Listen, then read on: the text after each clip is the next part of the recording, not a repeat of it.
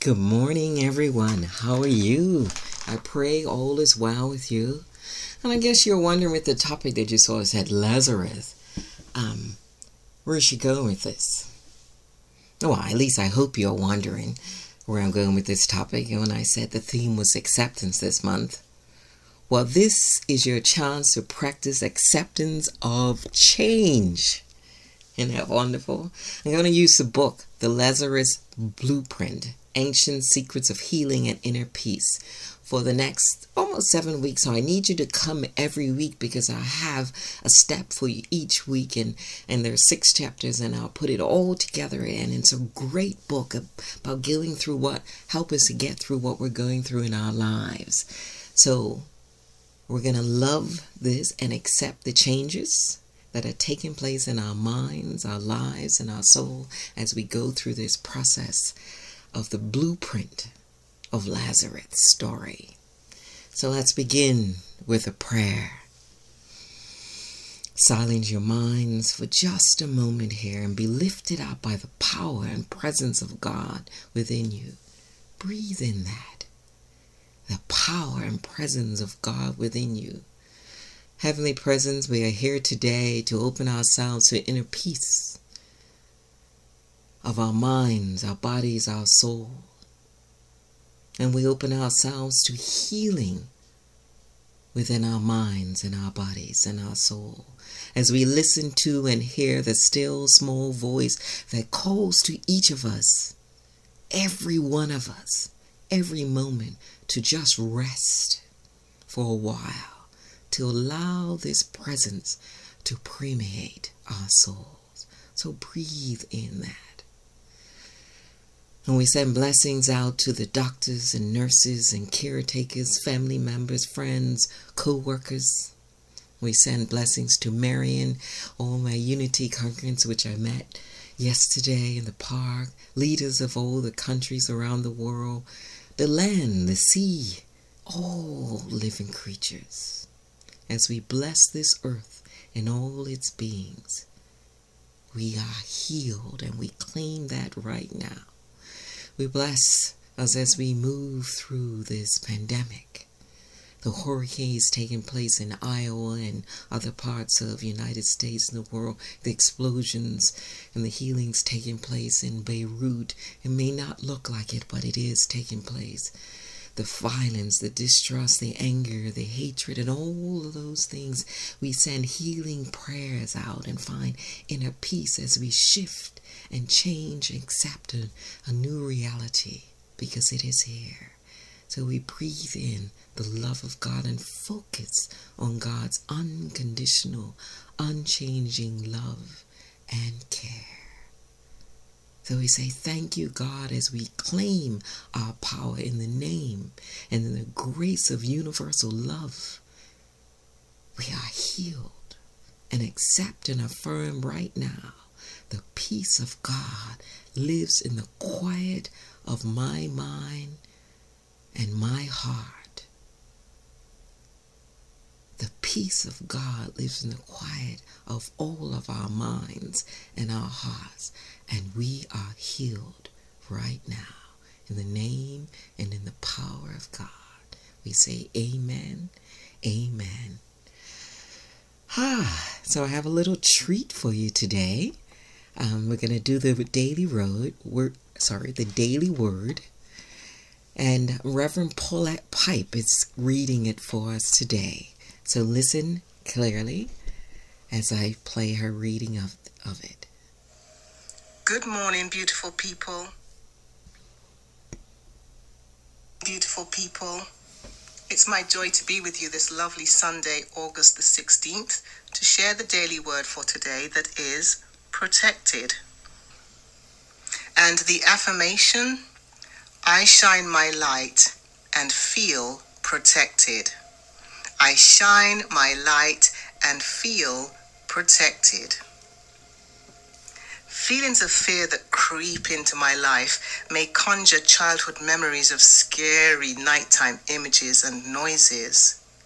As a child, I may have felt afraid of the dark or startled by an unfamiliar sound. But the morning sun always dispelled the darkness, and I realized there was never anything to fear. I keep that knowledge alive as I let the divine presence within dissolve the darkness of fear and shine the light of comfort and safety. Now, when any darkness descends in my life, I remember the protecting love, presence, and power of God expressing as me. As I attune more fully to my divine nature, light dawns within my consciousness, and I realize that God's protection is always mine. God's protection is always mine. And from Psalms 27, verse 1, "The Lord is my light and my salvation. Whom shall I fear? The Lord is the stronghold of my life. Of whom shall I be afraid?" That ends the daily word reading for today, and it's been my honor to share with you. Namaste. Now, love you. I hope you enjoyed that. A little difference for our service this morning. So from there, and I'm going to put out there, if anyone would like to read the daily word and send it to me, I would love to share it in the service as in the coming weeks. So we're going to listen to a song. I love this song. It's "Every Day is a Gift." And this just ties in all of this being protected, do not fear, and this help Lazarus talk. So listen up for this song. We're all living with the terminal condition called life. No matter how I try to fight it, can't deny it, no one gets out of here alive. Every golden sunset fades to black. Never know if it'll be the last, but I know I've only got one chance to live this precious life. Every day is a gift. Every day is a lesson how to live. Every day is a chance. To set it out, to join the dance. Every day is a choice to live your best. Love, forgive. Every day is a gift. It's amazing how good an apple tastes. The sweet summer air after pouring rain. The sun shining on my face. I love the sound of bells and children laughing. The dizzy rush I get from dancing. My crazy friends, my family. I love this precious life. Every day is a gift. Every day is a lesson how to live. Every day is a chance. To sit it out or join the dance. Every day is a choice to live your life. To love, forgive, to live. Every day is a gift. Every time I have to on this earth, I'll savor every minute's worth. And when I'm gone, I hope that you remember. Every day is a gift. Every day is a lesson. Every day is a chance to live. Every day is a gift. Every day is a lesson how to live. Every day is a chance. To sit it out, to join the dance. Every day is a choice to live your thoughts. Love, forgive, to live.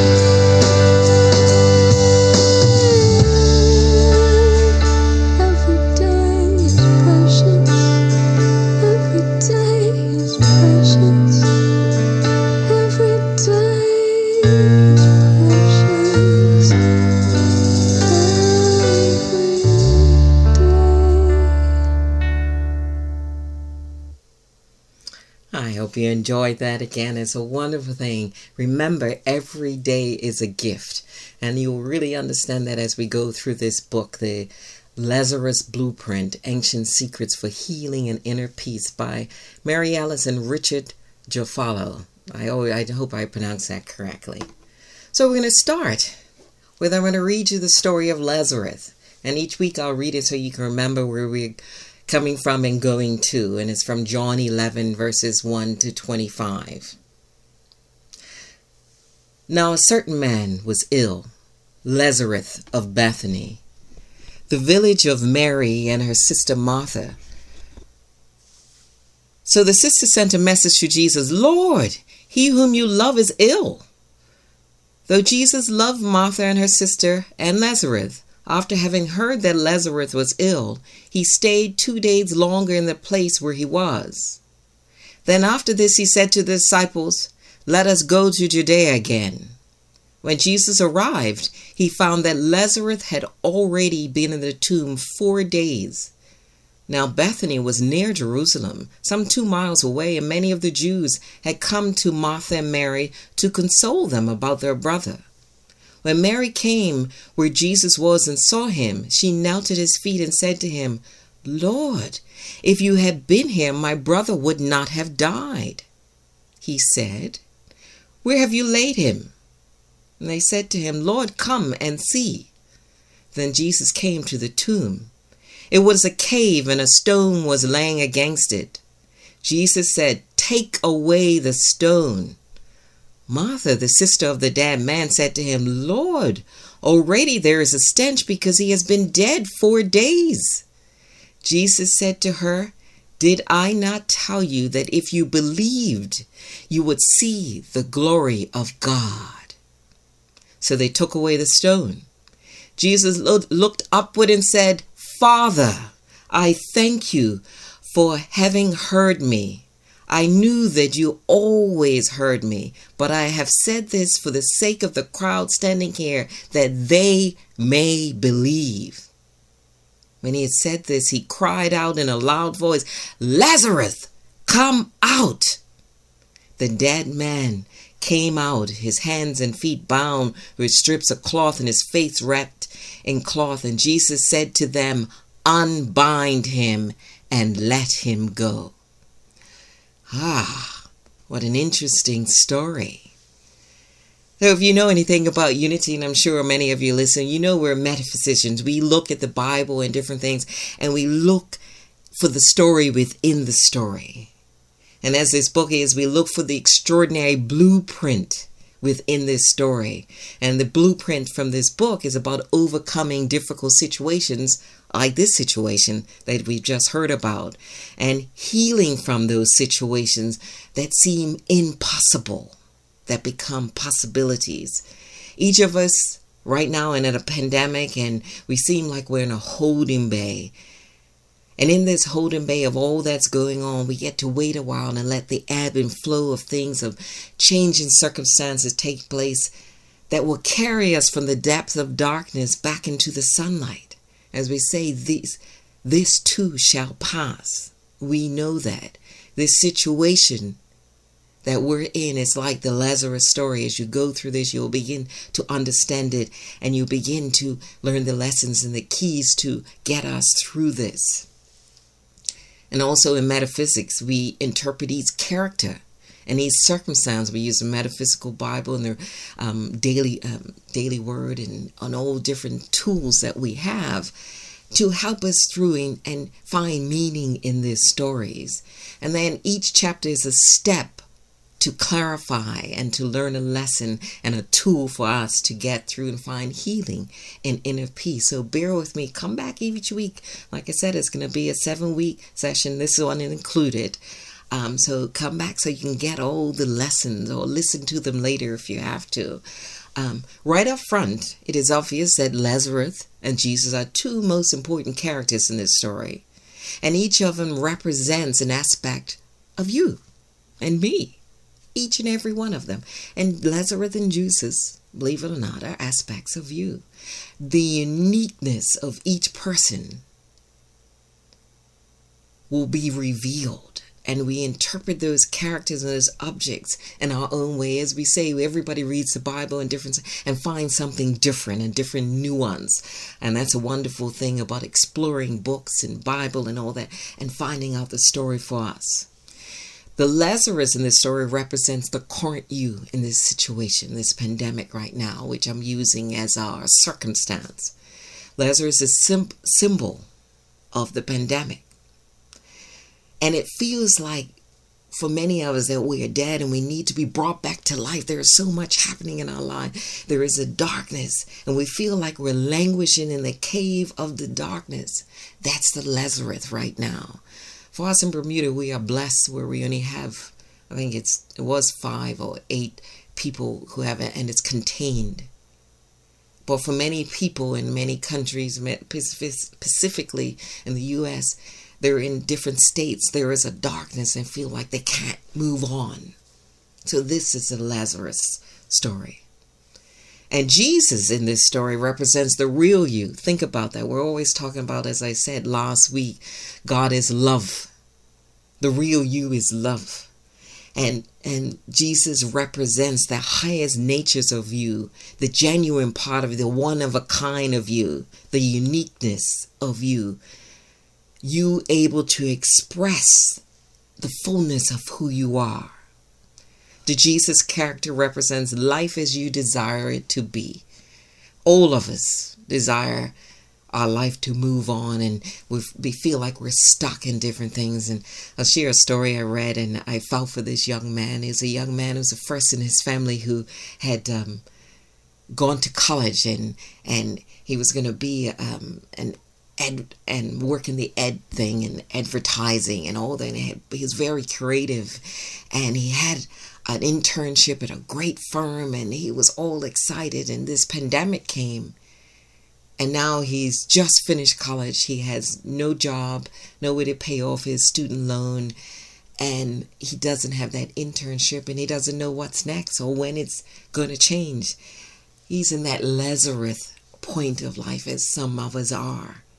But I want us to look to the Jesus character all the time, the desire of where we're meant to be, because this too shall pass, when we will free from the problems and celebrate the goodness of life, which we can do each day. So let's summarize those 2 main characters. Lazarus represents a part of your life that needs to be restored, and Jesus represents your highest nature, the real you. So each step we're going to take a small step in the right direction to get us started. And it's going to feel tough. Some of us have already done it. Some are still in the midst, and some are just starting. So take this where you are as a catalyst to move forward to meaningful changes.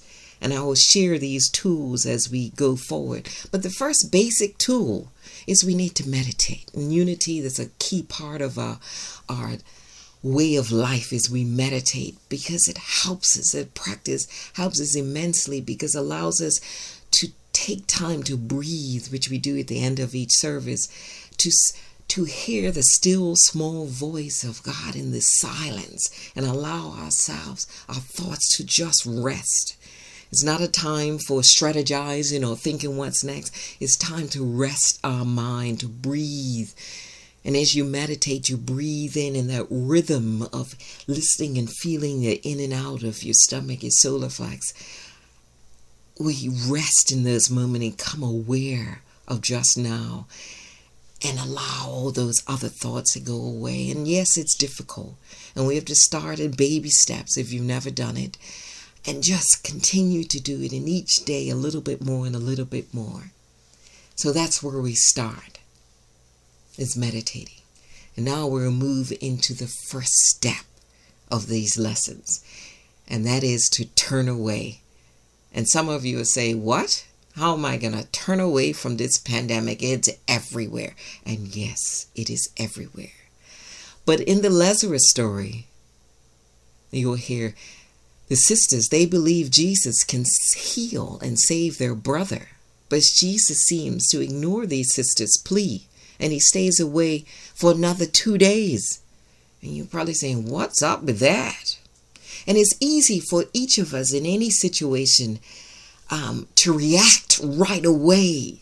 Oh my God, I got to run over there with fear and anxiety and panic. And that's what we've all done in this situation at some point in our lives. We've panicked and we run and we want to fix it. And all of these things are going on and still going on. So you read this story and you're puzzled why Jesus' decision to, we would say, ignore a dire situation of his dear friend. As the sister said, your friend is ill. Why doesn't he go immediately? So we ask ourselves, what is the story within this? What is the story within this story? Why? And I always say why. Ask questions. Why? When you read the Bible, ask why. And it helps us to bring clarity. And by staying away 2 days longer, Jesus established the first and most fundamental step in dealing with this situation. Like us for a pandemic. Turning away. Not dwelling on it.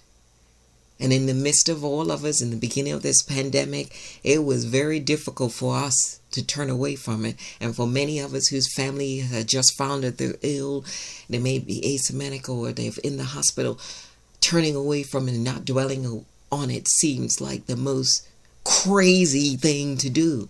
But that's what you need to do to help you to get through it. The lesson is not don't act on it. The lesson is not to dwell on it. Because the more you focus on a situation, the more and harder it is to get your mind away from it. It's like putting fertilizer on a plant that is dying because you keep feeding it with stuff it doesn't need. Right now it needs to be pulled out and starting fresh again. So we need to get rid of those negative thoughts and those emotions first, not dwell on the problem, because dwelling on the problem will not get rid of it. It would only increase its power. And if you allow yourself to get caught up in the situation, you become a prisoner to these thoughts. And every one of us has become a prisoner to these thoughts during this pandemic. Because it's right in our face. It's everywhere in the news, on our phones, on our friends and our families. It's there. We've become prisoners in it. So I'm asking you in this first step to turn away. Because the solution to the problem is never found at the level of the problem. It's never found in reading the news. It's never found in immersing ourselves in everything about this pandemic, and I'll throw in there in the politics of our times. It's not about focusing on those at the level of the problem. We have to be like Mary and Martha, that they know that things are not hopeless or impossible. They're looking for the possibilities. They reached out in a belief when they called out to Jesus that he can help them. So I'm asking you to turn away for a moment, for a time. If you're in the midst of it in those states where it seems to be every moment is another person who's tested positive, turn away for a time. Do something that's normal in your life. Play with your children, as I've said before. Go for a walk if you can. Find some way to do something different. Let's face it, we know that most people who think and react in ways that keep them ill. And they keep it in the forefront of their being, in the center of their lives. And they stay ill. And we know that when you have a lot of negative thoughts in our bodies, when we connect our mind to our bodies, it's not two separate things. When you have all those negative thoughts, your shoulders are stiff, and there's stiffness in your body, and there's aches in your body, in your bloodstream, and it tells you, and things start going wrong within you. So I ask you to turn away, breathe through it, find something different to do. Fear crowds out peace. Take charge of your mind and push away the thoughts that insist on thinking negatively. find something new to do or different. Some people might say this is denial. I'm not saying it's denial that it's not there. You are simply denying that this condition or this situation will have no ultimate control over you. Breathe. Pull out the weeds. So if you have a plant and you have a garden, and gave an examples in this book of this guy who was going through, his wife was dying of cancer, and he planted a garden with something he liked to do.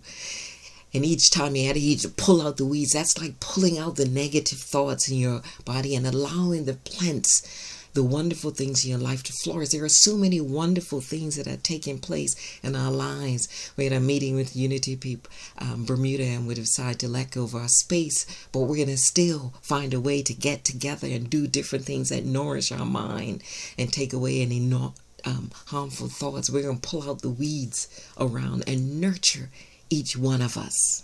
So in the Lazarus story, think about that. Jesus takes a few days before he feels ready to deal with the situation.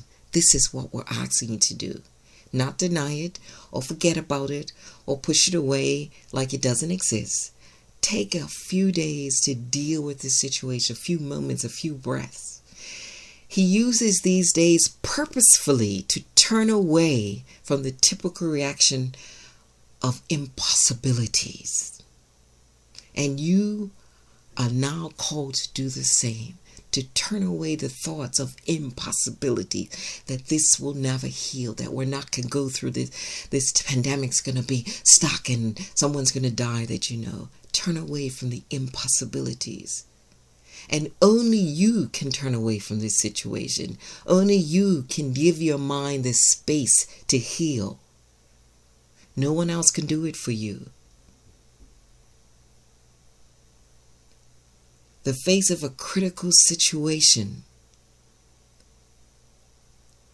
involving his friend, Jesus knew was a critical situation, but he allowed himself to stay focused on the activities that he was doing then. He was in Jerusalem doing God's work. And he stayed those 2 days and completed that work right where he was. And when he was calm, as we say, and he found that place, he refused to buy into the fear of the sisters and the imminent death of his brother, who was Lazarus, a good friend of his. And as it said in the Daily Word, which is affirmed protection, in Psalm 27:1, he says, the Lord is my light and my salvation. Whom shall I fear? The Lord is the stronghold of my life. Of whom shall I be afraid? In those 2 days, he allowed that thought, the fear, to be released from his body. He refused to be pulled into the negative whirlpool of emotion surrounding the situation in Bethany where his friend Lazarus is. You have that ability as well. And this is what we're saying. Turn away for a moment, for a day, for an hour, whatever it takes. And in that moment, believe it or not, there is a sudden knowing. You know, it's very interesting. All of us, we feel very uptight and things are going negative. And when we stop for a moment, we say, it's going to be okay. This too shall pass. It's not just words. It's truth. It's a knowing that it will pass. It's like going through any situation. If it was quicksand and a friend fell in and jumping in, it's not going to help. But we know if you stand to the side, think about it. If I put a stick in it, we can get them out. That's that sudden knowing, that decision that leads us in the right direction of possibilities. So dare to turn away from it. Go deep within yourself. Allow the knowing, the creative intelligence of God within you to shift your consciousness. Trust it. Go with it. Fill your mind and your soul with meaningful exercises to move you through it. And if you're in this situation where someone you know has the virus and is in the hospital, allow the Christ presence of God to heal your soul. Find these enjoyable activities to do while you're finding out. And you'll know what to do Either the good news will come or other news will come, and you will know what to do to get through it, to get to it, and find a way to peace. And yes, as you're doing it, only 50% of the time will be, oh, I'm okay. And then the other 50% of the time is you're worrying. That's okay. But allow yourself to be immersed in the 50% of the time when you know it's okay. Find that fun thing that you can do. Spend time with your children and other people and talk and find something creative to do to allow yourself to get through it. So work through this step of turning away. Allow yourself to feel it. Stay with it until you feel comfortable. Meditate first, practice it. Free up space in your mind and allow the change to take place. And you can cast off those old restricting thoughts of impossibilities and attitudes that keep you buried in the cave where Lazarus was. And open yourself up to possibilities. You can do that. Remember that. So come back next week and we'll go into step 2, which is remove the stone of that story. If you want to read the story of Lazarus again, read it as we go through this, and I will read it again next week. So let's go into a meditation time as we think about turning away for the situation of the pandemic and breathing in the breath of God. So let's breathe in for a moment.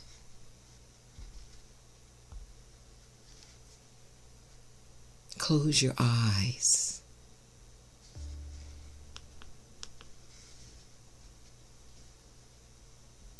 We're all living. Sorry.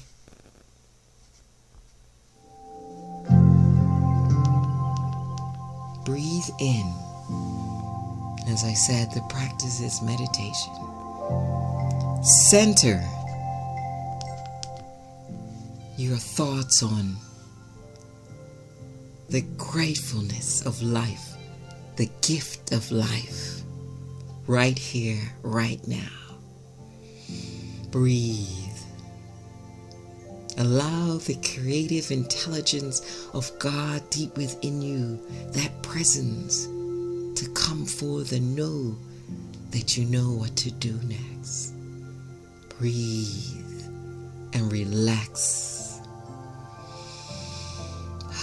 Find the inner strength to turn away from fear.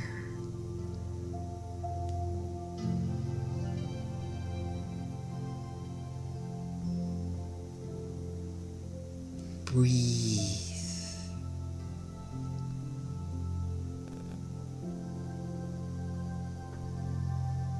Allow the presence of God's strength to rise up within you. For the Lord is a stronghold of your life. Do not be afraid. Write a new happy ending to the story in your life right here, right now. As you breathe in and out. Right now, be happy and allow the next moment to be happy. Take a few moments in the silence to turn away. Do not be afraid and write a new story.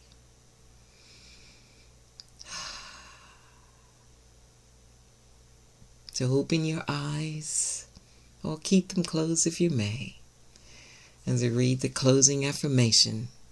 I awaken to God's presence within me right now. I awaken to my own inner spiritual power, acceptance, peace, and healing right now. As we close in prayer, the light of God surrounds us, the love of God enfolds us, the power of God protects us. The presence of God watches over wherever we are. God is, and we are richly blessed right now. So until next week, I hope to see you and hear from you in that time as we go into the next step of inner healing and peace. Remember, I love you, I bless you, I appreciate you, and I behold the Christ in you. Namaste.